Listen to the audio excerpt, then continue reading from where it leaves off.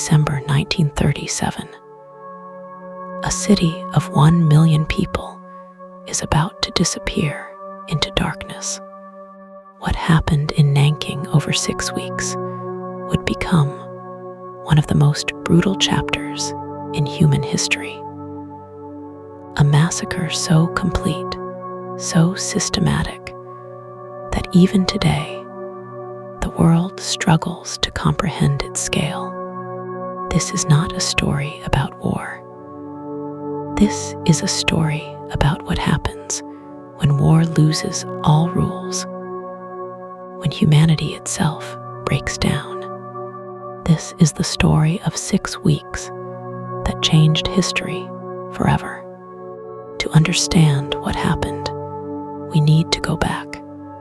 By 1937, Japan had been expanding across Asia for years. They had taken Korea. They had invaded Manchuria. Now, they wanted China. The Japanese military believed in their divine right to rule Asia. They called it the Greater East Asia Co-Prosperity Sphere. But it was conquest, pure and simple. In August 1937, Japan launched a full-scale invasion of China. The battle for Shanghai lasted 3 months. Chinese forces fought desperately, but they were outgunned and outnumbered. When Shanghai fell in November, the Japanese army turned west. Their next target was Nanking, the capital of China. Nanking wasn't just any city. It was the heart of the Chinese Republic, home to government buildings, universities, and hundreds of thousands of civilians who believed the city could be defended. Chinese leader Chiang Kai-shek made a choice that would haunt him forever. On December 7th, he ordered his best troops to leave the city. He abandoned Nanking and its people to their fate. The soldiers left behind were exhausted, poorly trained, and leaderless. The civilians had nowhere to go. They were trapped. December 13th, 1937. The Japanese army entered Nanking. What happened next was not battle. It was not even war. It was murder, organized, deliberate, unstoppable. General Iwin Matsui led the Japanese Central China Area Army into the city. Under his command were over 50,000 soldiers. Many had fought brutally through Shanghai. They were angry. They were told Chinese soldiers had disguised themselves as civilians. The Japanese soldiers were given almost complete freedom. No rules, no accountability, and they used it. In the first week alone, tens of thousands of people were killed. Soldiers went door to door. They dragged people into the streets.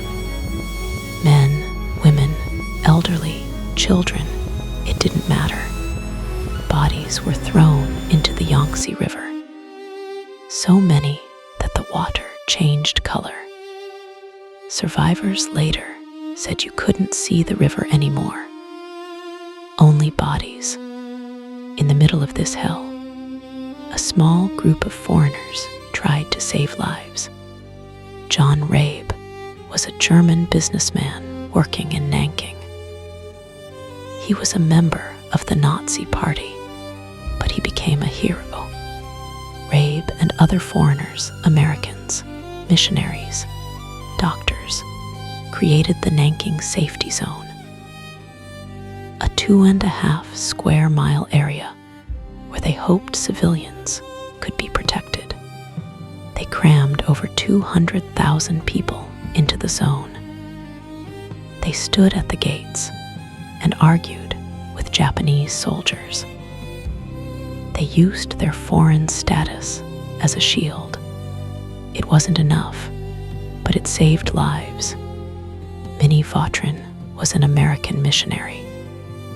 She ran a college for women.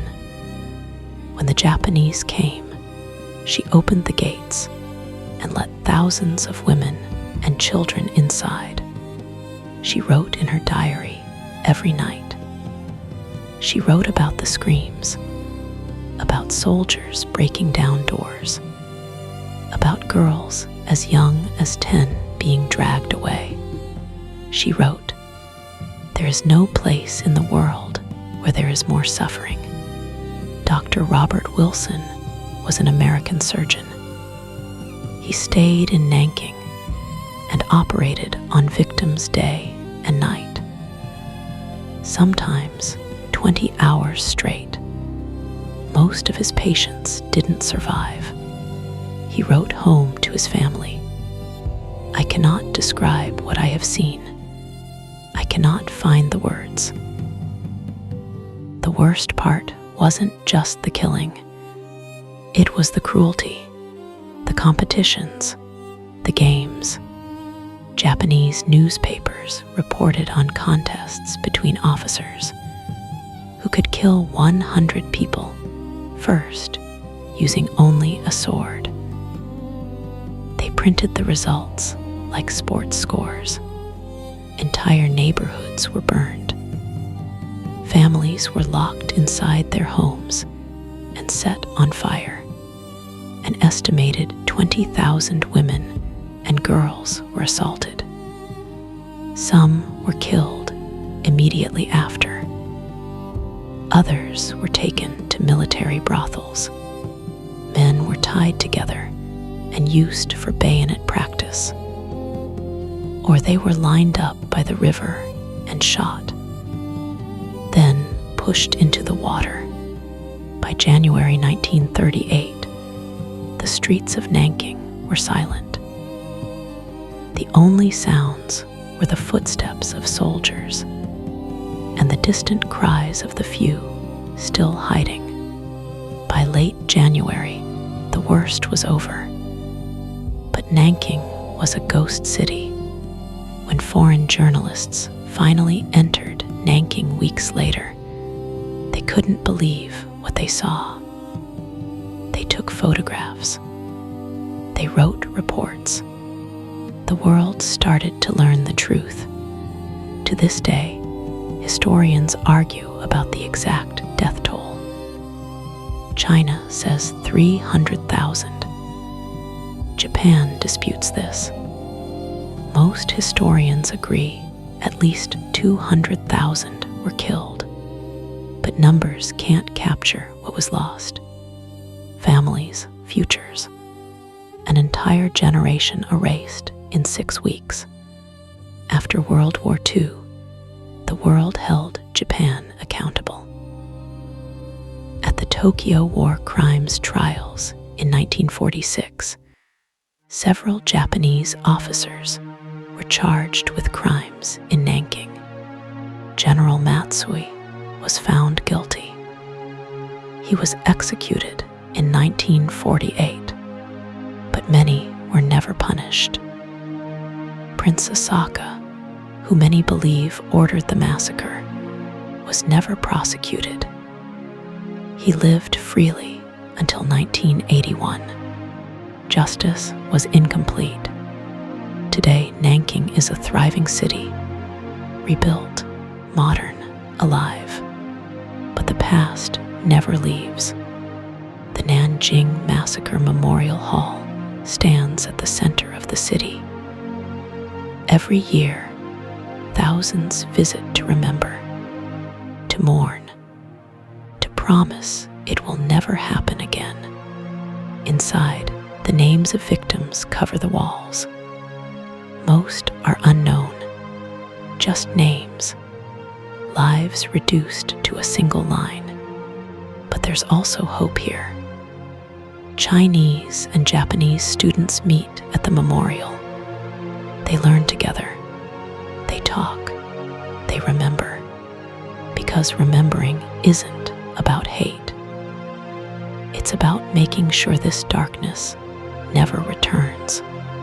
The survivors are almost all gone now. The last witnesses are in their 90s. Soon, there will be no one left who remembers.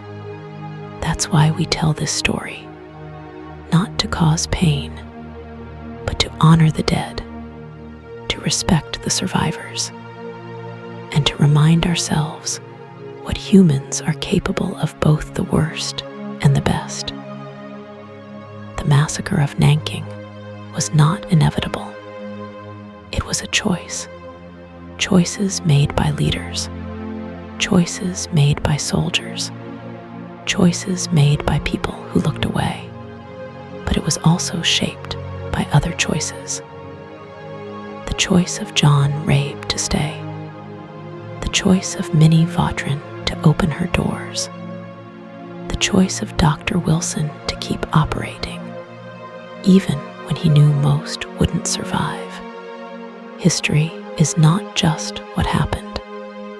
It's what we choose to remember. And we choose to remember Nanking, not because it's easy, but because forgetting would be a second death. 6 weeks, one city, hundreds of thousands of lives.